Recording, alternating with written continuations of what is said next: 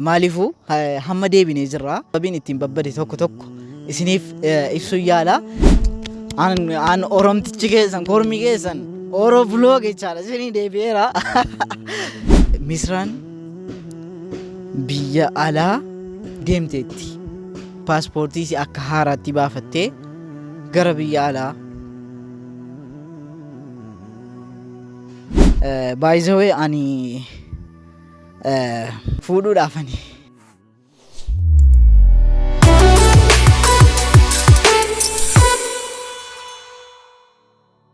Assalamu alaikum wa rahmatullahi wa barakatuh. Hordoftotaaf kabajamtoota Oro vlog ol seenu moo ol hin seenu? Maaliif yeroo hedduu bannee jirra. Chaanaalii kanarraa ji'a 3 ol bannee jirra. Kanaaf dura sin dhiifama sinii gooneerraa naan jettanu malee ol seenuu hin danda'u jechaadha. Anyway, akkam naaf jirtu jiru hin jireenyi. Anillee Oro shawarratti siniif dhufaatan jira.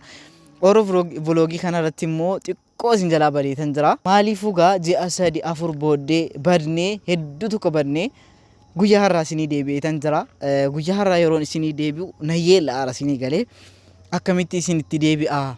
Maaliin isiniin jedhaa? Namoonni akkas na jaallatu, namoonni hedduu akkas na jaallatu jedhee yaadeen beeku. Maaliifi almost gara nama lakkaa'amuu hin danda'u isinii galee jaalala keessan eessa baddanii nagaadha miti waan argeedha jechaadha.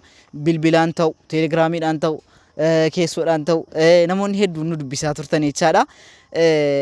Anyway, har'a akkuma ta'eetan anis gannaa wajjin hin badee ganni hamma biraadha isinii deebi'eetan jira. Kanaaf yoo Rabbi nu gargaare kana booda viidiyoo hin hojjanna jedheetan yaada. Maaliifuu hamma deebinee jirra. Sababiin ittiin babbade tokko tokko isiniif ibsuu yaala. Kanaaf har'a viidiyoo waan arge hojjechuu osoo hin taane har'a waan maaliif baddani deebii namoota hedduu deebisuufan deebi'e jechaadha. Maayinni Misraan deebitee deemte moo biyya alaa? Waan jiru kan waliin laallu ta'a jechaadha. Isin hamma xumura viidiyootti na waliin turuu, na waliin dhaggeeffachuu hin dagatina. By the way isaan dura garuu gara viidiyoo gara dubbiitti waan arge seenuun dura garuu jechaadha. Dhiifama naa gootaniittu dhiifama siif gooneerraa jedha koomentii irratti naa barreessaati. Yaa'u inshaallah hedduu kana booda jalqabee jechaadha. Wanti isa jiru gara viidiyootti deebina jechaadha. Kanaaf maal isiniin jechuu barbaade beektu viidiyoon kun yoo view 10,000 ol ta'e 10,000 ol seensisuu qabdu. Hundi keessanuu meeme warri nu yaaddan like gochuun dagatina. Laayikiin isaa 1,000 ol ta'uu qaba. Maaliif baddanii eessatti baddanii maaltu uumame wanta jedhuuf immoo sirriitti deebiin isiniif deebisa jechaadha. Anyway, Misraan biyya alaa deemteetti. Paaspoortii si akka haaraatti baafattee gara biyya alaa.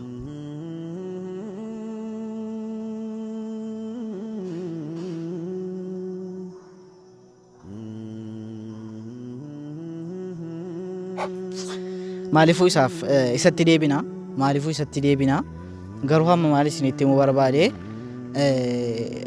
viidiyoo kana akka nuun hojjenne viidiyoo tokko viidiyoo dhuma YouTube kana akka nuun hojjenne namootuma bukkee keenya jiran fuullee miti namootuma akka hiriyaatti nu waliin turan jechaadha. Viidiyoo kana akka nuun hojjenne namoonni fagoodha dhufanii nuun dhowwine namuma akka hiriyaa haasaa qamadee haasaa waan arge waliin dhahamee jechaadha. Waan baay'ee jira. Haasaan waan arge wanti hin taane haasa'ame haasaa waliin dhahame jechaadha. Akka nuun hojjenne godhameera. Anyway, asirratti haasa'uun barbaadu isinii galee warri inaaffaadhaan asirratti laa warri inaaffaadhaan gubattanii maaliif guddattanii maaliif viidiyoo hojjettaniidhaan maaliif na caalamaadhaan warri gubattanii inaaffaadhaan jettan jechaadha. Isiniif deebi'eera. An Oromtichi keessan kormi keessan Oro vlog jechaadha isinii deebi'eera. Kanaan viidiyoo kanarratti wanti jechuu barbaadu gubadhaa baqa. Siichi bashee waggaa kanatti 100 seenuun dhiifnu akka haaraatti jalqabna 100 hin seenna jennee yaadna. Anyway, ayaba magan igabal kanaaf hundi keessanuu viidiyoo kana like share subscribe gochuun dagatina channelii kana hundi keessanuu subscribe gochuun dagatina kanaaf wanna tokko tokkoon channelii kanarra banneeti jirra kana wal qabatee immoo Fadliisaanis Misraanis hadeebi'an warri jettanu meeme commentii irratti yaada keessan gaafii barbaadan immoo gaafii keessan commentii irratti naaf barreessuun dagatina kana booda waan isiniin jedhuun qabu channelii sanarratti anillee isiniif deddeebi'aatan jira meemeega viidiyoo kana har'a yeroo hojjedhu jaalala keessan laayikiidhaanis ta'u koomentiidhaanis ta'u hammamnu yaaddan hammamnu jaallattan beeka baay'ee hammam akka nu jaallattanus hammam akka nu yaaddanus beeka garuu immoo meeme viidiyoo kanarratti share gochuudhaan imo telegiraamii WhatsApp keessan irratti share gochuudhaanis waan dandeessanuun nu bira dhaabbadhaa isiniin jechuun barbaada maaliifuu kana booda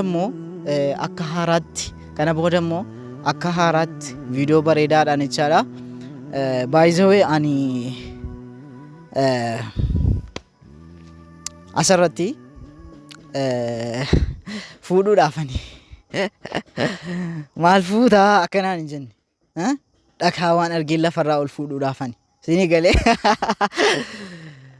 እና akkuma thumbnail irratti argitan suufii uffadhee bareedeetan maayinnachi garagalee jiru immoo እና akkuma thumbnail irratti argitan maaliifuu viidiyoo itti aanu irratti viidiyoo kana ilaalee mooraalii keessan ilaalee Misraas ofiifis waan jiru jechaadha yoo ala jiraatte hin beeknu yoo biyya alaa deemte hin beeknu maaliifuu bilbillee wajjinumaan qorannee waan jiru ilaalla jechaadha hamma viidiyoo kana meeme akkuma isiniin jedhe yoo isin 10,000 seensiftan jechaadha ani immoo guyyaa ittaanu gaafii keessan waan isin barbaadan isiniif deebisuuf qophiidha jechaadha akkuma isiniin jedhe laayikitti yoo hin tuqne laayik gochuun dagatina jechaadha viidiyoon har'aa kana fakkaata maaliifuu viidiyoo kana inni har'a hojjedheef deebineerra jechuudhumaa fi warra immoo kanaan dura inaafaa waan garaagaraatiin viidiyoo kan nutti kuttan jechaadha